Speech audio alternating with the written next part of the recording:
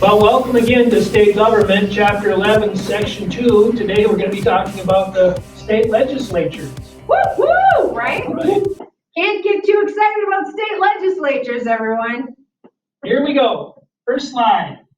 Main idea, state legislatures are organized much like Congress. States have procedures for making laws and creating taxes and pay for state services. One of the great things is that the state governments are basically set up the same way that the federal governments are set up. So you won't have to actually learn a lot of new ideas or new concepts. It's basically going to be overlapping.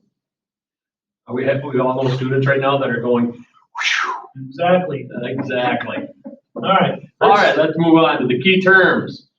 Let's start with apportion, which is a way of dividing up the state to make sure that there is fair and equal representation for all of us citizens of that state. So that's done by population. So, make sure your parents fill out your census when it comes. They're starting to. I just sent mine in the other day. They're starting to talk about that on television, radio, YouTube, Twitter, whatever you happen to listen to, they're talking about it. And I did it online. Way to go. I haven't done mine yet, but I certainly will. All right, Jim, tell us. Initiative. Initiative is where us as citizens are going to bring forth ideas to the government. So probably an example would be some of the things that have been brought up, like the marijuana. Marijuana, for example, would be a perfect example of where people want it. The lawmakers aren't necessarily jumping on board saying, we want this passed. It was a grassroots movement, so to speak. Right. In fact, here in Minnesota, if I recall, somebody from like Graceville were the one that started it because their daughter was having medical marijuana. Bad seizures, and marijuana wasn't. So they really fought for that. So those are two good examples right there. At least one in regards to what initiative is. Absolutely. So Recall. Go ahead. Yeah. Recall, isn't that just that's another very specific form of initiative? Well, that's moving, right? You're right. Right. That's very specific. Right. You're removing a person from office. Right, exactly. You're recalling them. When the people want to get rid of somebody, they do a recall. And it's different than an impeachment, you guys. An impeachment is because someone has done something legally wrong. And the people get to vote. Yeah. Of whether or not, like Scott Walker from Wisconsin, just the past governor of Wisconsin, there was a vote whether or not they wanted to recall him. He just won by a few votes though, but he was not removed from office. But there was, probably 20 years ago, someone who was recalled in California as the governor. And then Mr. Howden, who took his place. The governor, Arnold Schwarzenegger. You bumped me up. And Arnold Schwarzenegger was super duper popular. He's Republican. And because he wasn't born in the United States, he, a lot of people were like, do you think he could ever become president? But it was no, because he wasn't a native born citizen. So everything kind of works together.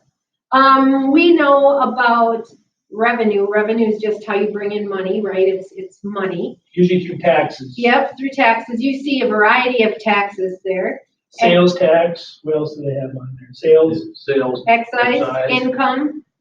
And then bonds. Bonds that's like money that they borrow from the public. People put their own money in as an investment, and then the government borrows from that pot of money, and then they pay interest on it. So then people, that's what they get back. That's how they earn money on a bond.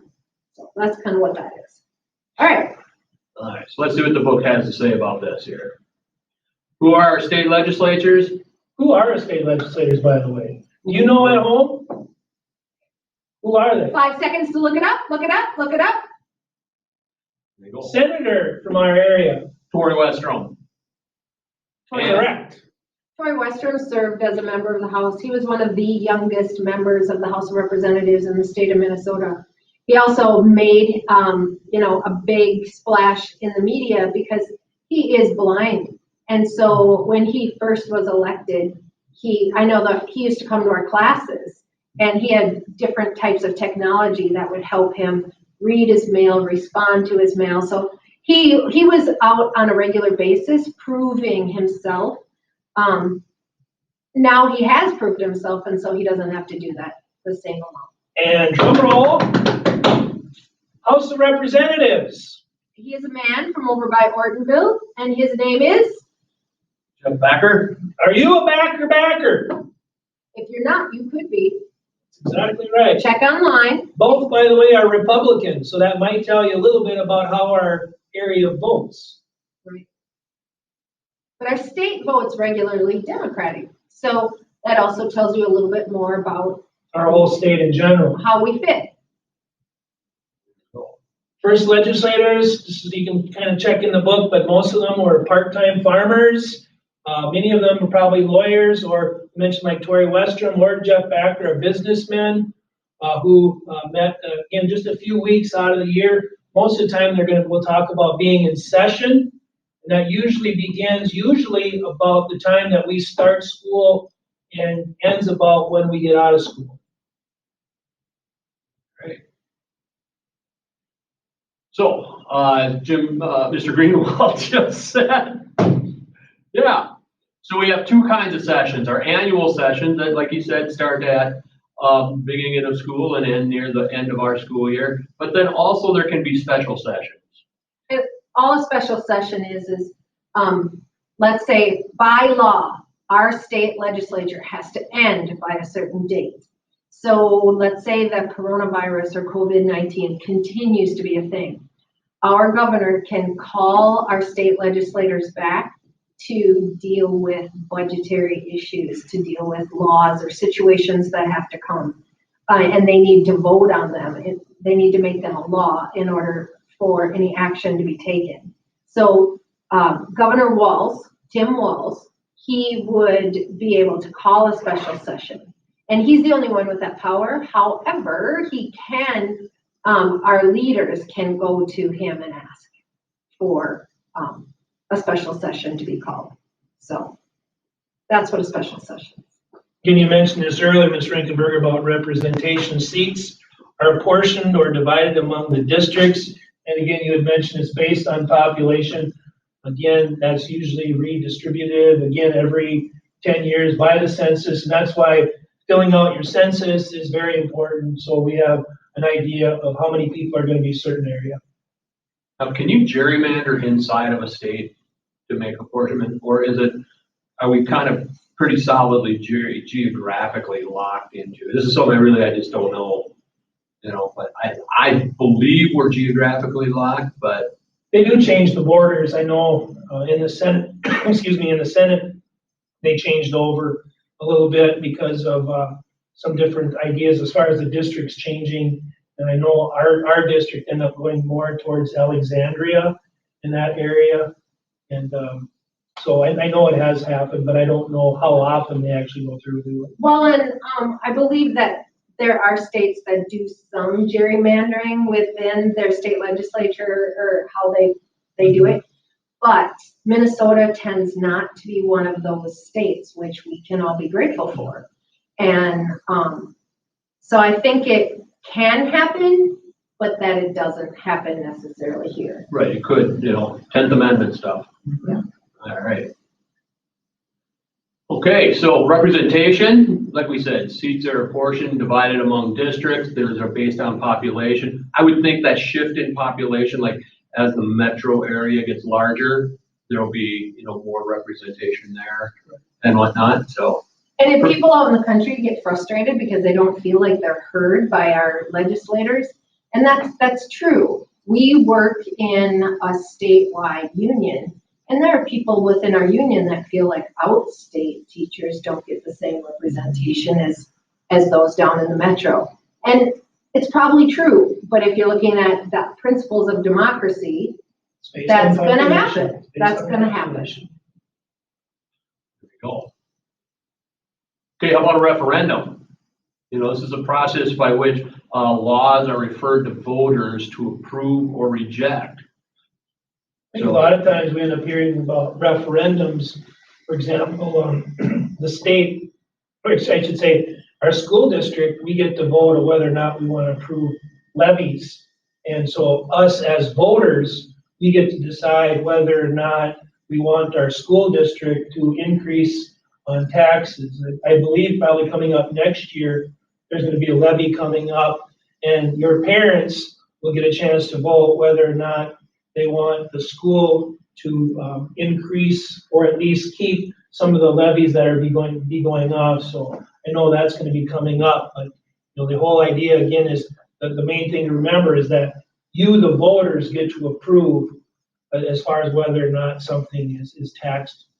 Like a state gas tax is a very common thing. Wisconsin had a state gas tax over a decade ago, and they have been in constant road improvement ever since because the money was specifically designated to improve the road system in Wisconsin. So And I think another one that just comes to really point in case that all of us have been seeing this construction. That was approved by the voters to put about $16 million, I believe, into our school system here to be able to do the upgrades on the infrastructure and stuff of our school, which we're very grateful for. all right. Recall. And we've covered this one, so we're just gonna fly through. Yep, 2003, that was Gray Davis, kicked out by the voters, and Arnold Schwarzenegger was put in. I remember there were a bunch of people like Gary Coleman from different strokes were running for governor then. And You'll have to look him up online if you don't know who Gary Coleman is. you don't know who it is. What you're talking about, Willis. Yeah. And a whole bunch of other crackpots out there that we're going for. All right, Next slide. let's move on. Financing. Financing, just ways to generate revenue. We mentioned taxes. Taxes could be through like sales tax. These are charges on goods and services. An excise tax is a charge on certain products or goods. Income taxes, which by the way, right now have been delayed. They're usually April 15th, but now they've been pushed back to July 15th. Bonds, which Ms. Brinkenberger was talking about. Again, certificates that people can buy from the government, lotteries, and also federal funds.